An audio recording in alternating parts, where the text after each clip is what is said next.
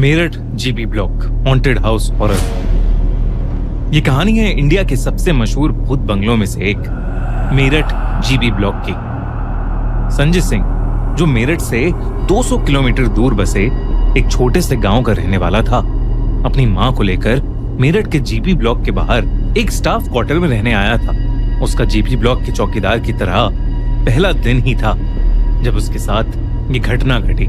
संजय नौकरी मिलने के बाद बहुत खुश था, पर उसे ये नहीं मालूम था कि जिस जगह की वो चौकीदारी करने वाला था वो इंडिया की सबसे भूतिया जगहों में से एक कही जाती है। संजय की नई नौकरी लगने के कारण उसकी माँ उस रात उसकी मनपसंद खाने की चीजें बना रही थी। संजय जीबी ब्लॉक के एरिया के बाहर से टॉर्च मारता हुआ राउंड लेकर वापस अपने क्वार्टर में खाना खाने घर आ रहा था।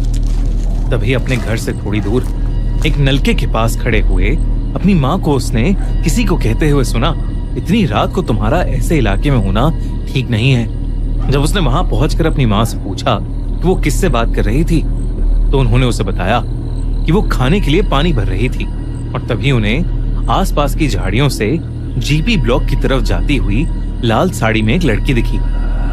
जब उन्होंने उस लड़की को वहां से जाने के लिए मना किया तो उस लड़की ने उनकी बात को अनसुना कर दिया और भागकर जीबी ब्लॉक के अंदर चली गई। संजय और उसकी मां दोनों को उस औरत का रात के इस समय झाड़ियों और जंगल से घिरे जीबी ब्लॉक के अंदर घुसना ठीक नहीं लग रहा था और इस डर से कि कहीं पहले दिन ही जीबी ब्लॉक में कुछ अनहोनी न हो जाए, संजय वापस जीबी ब्लॉक के अंदर जाकर उस औरत को ढूंढने लगा।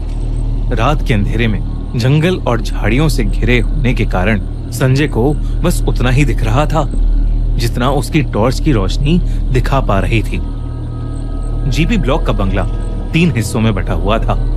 दिन में वहां जितनी शांति लग रही थी, रात के अंधेरे में वही खामोशी अब और ज्यादा भयानक लग रही थी। संजय ने सोचा कि उसे जीबी ब्लॉक के उन 3 हिस्सों में एक एक करके जाना चाहिए। अपने हाथ में लाठी लिए और टॉर्च के सहारे संजय जब पहले हिस्से में घुसा तो उसके पूरे शरीर में उसको एक रूह चीर देने वाली ठंड महसूस हुई। ये बहुत अजीब था क्योंकि तब गर्मियों का मौसम चल रहा था और बिल्डिंग के अंदर इतनी तेज ठंड का होना बिल्कुल भी नॉर्मल नहीं था। फिर भी संजय ने हर जगह टॉर्च मार कर देखा पर उसे कोई लड़की दिखाई नहीं दी, पर उसे वहां ढेर सारे बालों के गुच्छे मिले। उसे समझ नहीं आ रहा था कि वो बालों के गुच्छे वहां कहां से आए। तभी उस बिल्डिंग के अंदर एक कोने से 2 लाल आंखें उसे घूरती दिखी, लेकिन जब वो उसके पास गया तो वो अंधेरे में कहीं गायब हो गईं। संजय ने पूरी बिल्डिंग छान मारी लेकिन उसे कुछ भी नहीं मिला और उसे हर वक्त वहां पर किसी की मौजूदगी महसूस हो रही थी। संजय उस लड़की को ढूंढता हुआ अब जीबी ब्लॉक के अगले हिस्से में घुस गया। दूसरी बिल्डिंग के पास जाते जाते उसे ऐसी बदबू आने लगी जैसे कोई जानवर वहां कई सालों से मरा पड़ा हो। फिर भी वो उस लड़की के बारे में सोचते हुए घर के उस हिस्से में घुसा पर वहां उसे कोई भी नहीं दिखा। लेकिन जब वो उस घर से बाहर निकलते हुए इधर उधर टॉर्च मारते हुए रास्ता ढूंढ रहा था तो उसे उस हिस्से की टूटी हुई दीवार के छेद से। दोस्तों, हमारे पॉडकास्ट की नई सीरीज बिल्कुल भी मिस मत करना जिसमें हमने डायन की रियल लाइफ स्टोरीज डिस्कस करी हैं। तो इस वीडियो के बाद हमारे पॉडकास्ट को देखना मत भूलना। 4 लोग दिखे। उन्होंने ब्रिटिश ऑफिसर्स की यूनिफॉर्म पहनी हुई थी और वो शराब पीते हुए गप्पे मार रहे थे। उन्हें देखते ही उसने चिल्लाकर उन्हें वहां से जाने को कहा, पर उन चारों ने उसकी बात को जैसे बिल्कुल अनसुना सा कर दिया। संजय को मालूम था कि अक्सर ऐसे शराबी ही पुरानी जगहों पर आकर हल्ला करते हैं, तो वो दूसरे हिस्से से भागकर तीसरे हिस्से के उसी फ्लोर पर चला गया जहां पर वो लोग बैठे थे। लेकिन वो जैसे ही वहां पहुंचा, वहां पर उन चारों में से कोई नहीं था। तभी उस तीसरे हिस्से के ऊपर वाले फ्लोर से उन चारों लोगों की जोर जोर से हंसने की आवाज आई। संजय भागकर उस बिल्डिंग के सबसे ऊपर वाले फ्लोर पर गया जहां उसे वहीं 4 लड़के हंसते हुए मिले। उन चारों लड़कों को वहां देखकर संजय फिर से उन पर चिल्लाया, पर वो चारों शराब पीते पीते और जोर से हंसने लगे।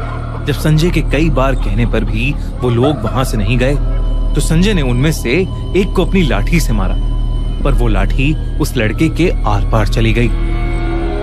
चारों लड़के संजय की तरफ मुड़े और संजय ने देखा कि उन चारों के चेहरे बुरी तरह से गले हुए हैं और उन चारों की आंखें थी ही नहीं। घबराया हुआ संजय वहां से भागा और वो लड़के बहुत ही डरावने तरीके से हंसने लगे।